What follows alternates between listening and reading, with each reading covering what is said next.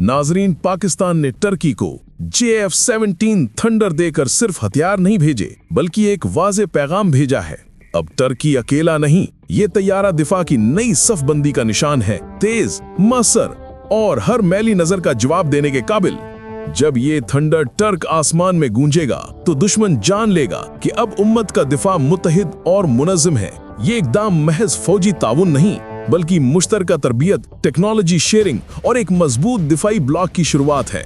Islamic NATO जैसे इम्कानात अब ख्वाब नहीं रहे।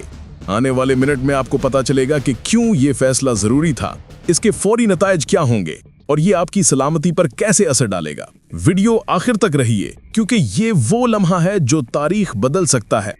नाजरीन, पाकिस्तान ने उस मुल्क को वो तोहफा दिया है जिसे आज दुनिया, मुस्लिम दुनिया का दिल कहती है। जी हाँ, हम बात कर रहे हैं तुर्की की। एक ऐसा मुल्क जो एशिया और यूरोप के बीच खड़ा है, एक ऐसा मुल्क जो तारीख के हर मोड़ पर उम्मत मुस्लिमा की रहनुमाई करता रहा है।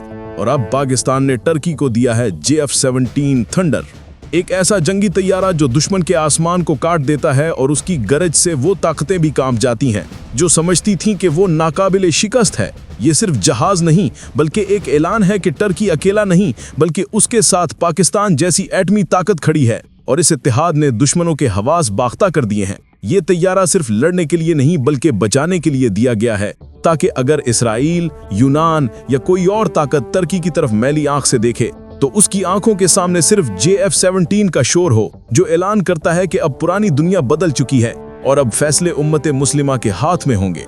अब सवाल यह है कि टर्की जैसे ताकतवर मुल्क को इस तैयारे की जरूरत क्यों पेश आई।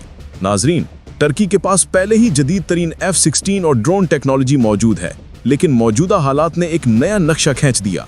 इसराइल की जानिब से कतर पर हालिया फिजाई हमला ने पूरी मुस्लिम दुनिया को हिलाकर रख दिया। दोहा की फिजाओं में इसराइली F-35 की गूंज ने एक पैगाम दिया कि अब ये दुश्मन किसी भी मुल्क को निशाना बना सकता है।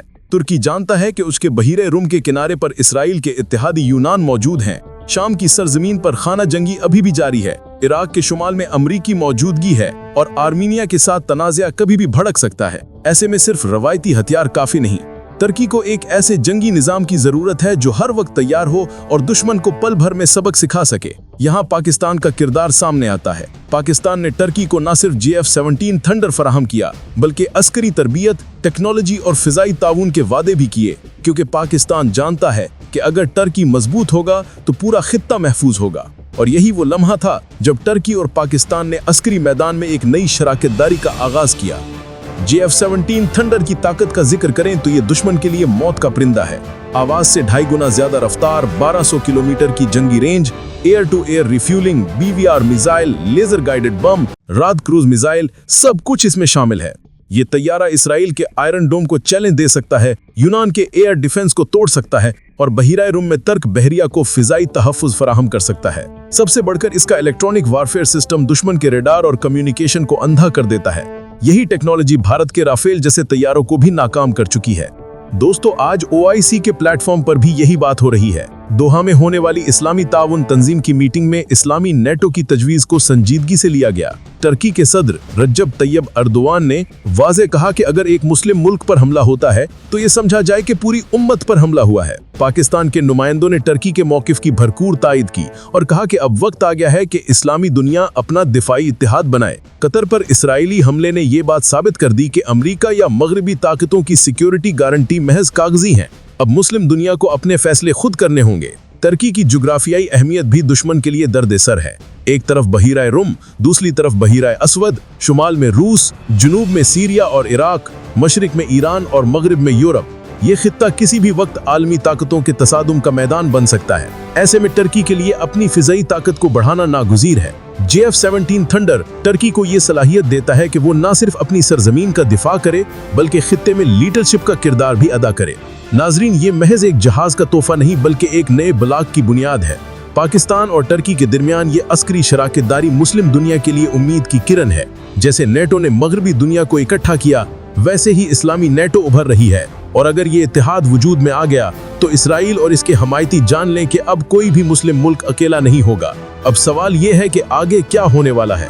क्या टर्की अपने फौजी अफसरों को पाकिस्तान में तरबियत के लिए भेजेगा? क्या पाकिस्तान के मुशीर अंकरा में बैठकर मंसूबाबंदी करेंगे?